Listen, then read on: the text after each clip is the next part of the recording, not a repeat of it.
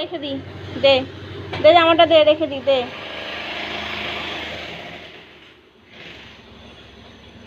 Everyone, welcome back to our new blog. কেমন আছো তোমরা? আশা করছি সকলেই খুব ভালো আছো। আমি একদমই ভালো নেই, প্রচণ্ড পরিমাণে ঠান্ডা লেগে গেছে। যেটার ভয় পাচ্ছিলাম সেটাই হয়েছে। ভেবেছিলাম যে ঠান্ডাটা লাগাবো না, কিন্তু কিভাবে যে ঠান্ডাটা লেগে গেল বুঝতেই পারলাম না। মাঝে গিয়েছিলাম হচ্ছে দিদা বাড়িতে আর মাসি বাড়িতে, দুদিন থেকেছিলাম। দেন বাড়িতেও চলে এসেছি। আজকে হলো বৃহস্পতিবার, আমি আগামীকাল বাড়িতে এসেছি বুধবারে। তো এদিকে ঠান্ডা গরমের জন্যই ঠান্ডাটা লেগে গেছে। ঠান্ডা গরম বলতে রাতেবেলা প্রচণ্ড পরিমাণে গরম লাগে, যখনই ফ্যানটা চালাই তখন আবার ঠান্ডা লাগে, সেই কারণেই না ঠান্ডাটা লেগে গেছে। যাই হোক, তো সকালবেলা ঘুম থেকে উঠে এখানে বেডটাকে ক্লিন করে নিলাম। আর তারপরে এদিকের অবস্থাটা দেখো, কত জামা কাপড় যেগুলোকে ভাঁজই করা হচ্ছে না, এগুলোকে ভাঁজ করতে হবে। তারপরে সকালে ব্রেকফাস্ট করে নিলাম, এখানে হরলিক্স আর 4টে বিস্কিট। আগে আমি মেরি বিস্কিটটাই খেতাম, বাট ওটা খাওয়ার পর না প্রচণ্ড অম্বল হতো, সেই কারণে আমি ওই বিস্কিটটা এখন আর আনছি না। এখন এই ওটসের এই বিস্কিটটা আনছি। এটা খেতেও ভালো আর কোনো অম্বলও হয় না। তারপরে চলে আসলাম রান্নাঘরে, আর রান্নাঘরে এসে আমি এখন আলু ছুলে নিচ্ছি।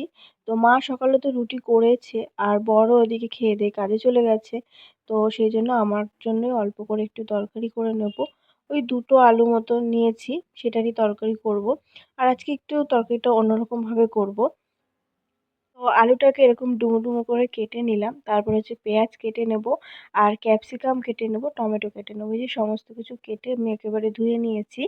এখন তরকারিটা বসিয়ে দেব। এতটা পরিমাণে ঠান্ডা লেগেছে না, যে কথা বলতেও কষ্ট হচ্ছে।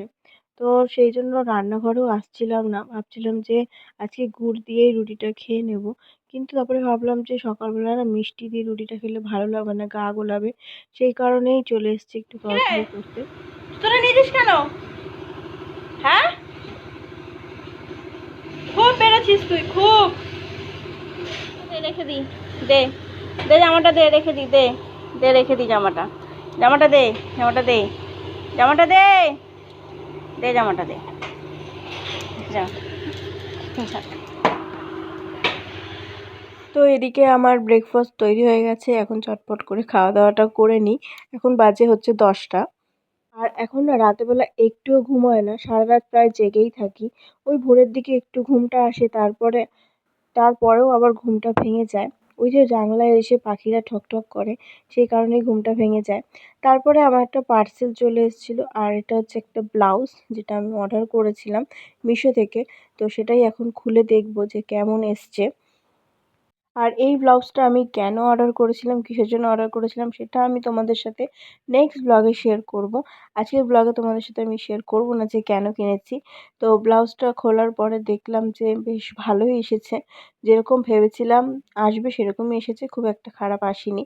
আর আমি এতদিনে মিশো থেকে যা যা কিনেছি প্রত্যেকটা জিনিসই ভালো এসেছে। আর আজকের ব্লগটা তোমরা কে কোথা থেকে দেখছো অবশ্যই আমাকে কমেন্টসে জানিও। যদি ভালো লেগে থাকে অবশ্যই লাইক, কমেন্ট, শেয়ার অ্যান্ড অবশ্যই আমার চ্যানেলটি সাবস্ক্রাইব করে আমার পাশে থেকো। এদিকে খাওয়া দাওয়া কমপ্লিট, এখন বসে গেছে ফল খেতে। তো এদিকে দেখো হনুমানের মতো কলা খাচ্ছে, সেটাই বলছিলাম বলেও আমাকে দিকে তাকিয়ে হাসছে। তো এদিকে আমিও বসে গেলাম ফল কাটতে। তো একটাই আপেল ছিল, আপেল শেষ। দাদা নিয়ে এসেছিলো, সেইগুলোই চললো এতদিন। কারণ মাঝে তো 2 দিন বাড়িতে ছিলাম না, সেই জন্য এতদিন গেল।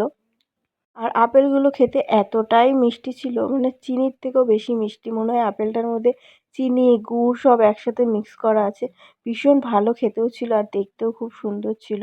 তো এখানে আমার ফল কাটা কমপ্লিট, আমি খাওয়া দাওয়াটা সেরে নিই। অবশ্যই দেখা হবে নতুন একটা ব্লগের সাথে। সবাই ভালো থাকবে, সুস্থ থাকবে। টাটা সবাইকে।